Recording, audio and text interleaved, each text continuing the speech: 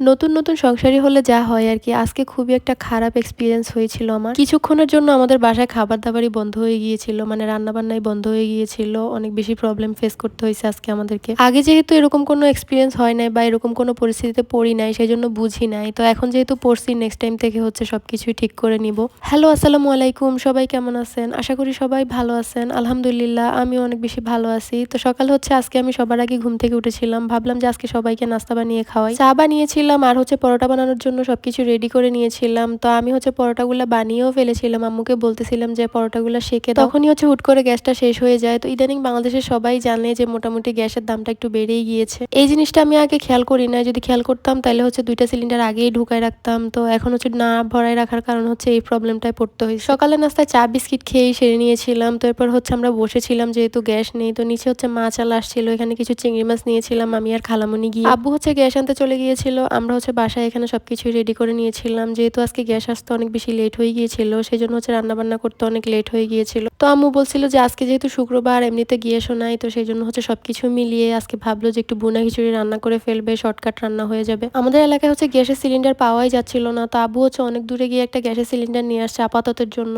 তো অনেক বেশি দাম নিয়েছিল। তারপর হচ্ছে এই যে রান্না বসিয়ে দিয়েছে খালামণি। খালামণি হচ্ছে আলুগুলোকে একটু ভাজি করে নিয়েছিল আজকে। তো আজকে হচ্ছে ভুনা খিচুড়ি রান্না করা হবে। তো খালামণি সবকিছু মশলাপাতি দিয়ে বসিয়ে দিয়েছিল। মাংসটা কষিয়ে নিবে, ভাজি করে নাই। অনেক বেশি লেট হয়ে গিয়েছিল। তখন মেবি ৩টা বেজে গিয়েছিল। আমাদের রান্নাবান্না এখনো হয়নি। সকালের নাস্তাও করেনি কেউ। মানে খুবই না খেয়েই সারাদিন কাটাতে হচ্ছিল। হালকা পাতলা খেয়েছিলাম। রান্নাবান্নার কোনো খাবার খেতে পারি নাই। মানে শুকনা খাবার খেয়েছিলাম আরকি। তো যাই হোক খালামণি হচ্ছে এখানে ভুনা খিচুড়িটা রান্না করতেছিল। আমি পাশে দাঁড়িয়ে একটু ভিডিও করছিলাম আরকি। তো এখানে হচ্ছে খালামণি পানি দিয়ে দিয়েছিল। বাইরের ওয়েদার দেখে মেবি বুঝতে পারতেছেন যে কতটা বিকেল হয়ে গিয়েছিল। তো তখন মেবি আসর আজান দিয়ে দিয়েছিল। যাই হোক আমি হচ্ছে নামাজ পড়ে এখানে সালাদ কাটতে চলে আসছি। আমার থেকে অনেক বেশি ভালো লাগে এরকম কাটাকাটি করতে। তা আমিও বসে, বসে হচ্ছে সবকিছু কাটছিলাম। যেহেতু খাবার হইতে একটু লেট হচ্ছে তা আমি হচ্ছে এগুলাকে বসে, বসে একটু ডিজাইন করতেছিলাম। মানে সাজিয়েছিলাম আরকি প্লেটের মধ্যে। এর মধ্যে হচ্ছে সবাই আবার খেতে চলে আসছে। তো আমরা সবাই মিলে হচ্ছে দুপুরের খাবারটা খেয়ে নিব। অনেক বেশি বিকাল হয়ে গিয়েছিল। মেবি বিকালেই খাবারটা খাইছি আমরা। সকালে নাস্তা করছি আমরা হচ্ছে ১টা বাজে আর দুপুরের খাবার খাইছি মেবি ৪টা বাজে।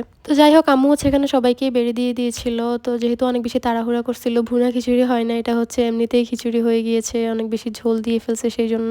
তাও বলি আলহামদুলিল্লাহ, কারণ হচ্ছে আমি যে প্রবলেমে পড়ছি আমি ভাবছি সারাদিনে গ্যাসই পাবো না, যাও পাইছি ভাগ্যক্রমে। খাওয়া দাওয়া শেষ করে আমরা সবাই মিলে বসে একটু গল্প করতেছিলাম। আমার বোন আবার এখানে হচ্ছে পান বানাচ্ছিল। তো আমি বললাম যে আমাকে একটু দিতে, তো আমাকে একটু বানাই দিছিল। আবার ও হচ্ছে খাইছিল। গতকালকে যে পায়েসগুলো রান্না করছিলাম ওইগুলো হচ্ছে রেখে দিয়েছিল, কারণ পায়েস তো ঠান্ডা হলে খেতে ভালো লাগে সেই জন্য। তো এই যে এখানে হচ্ছে সন্ধ্যা নাস্তা হিসেবে পায়েসটাই খেয়ে নিবো আজকে আমরা। আমি আবার হচ্ছে এখানে একটা প্লেটের মধ্যে একটু ঢং করে বাড়তেছিলাম পায়েসটা। তো এই যে এখানে হচ্ছে আমরা সবাইকে বেড়ে দিয়ে দিয়েছিলাম, সবাই খেয়েছিল প্লাস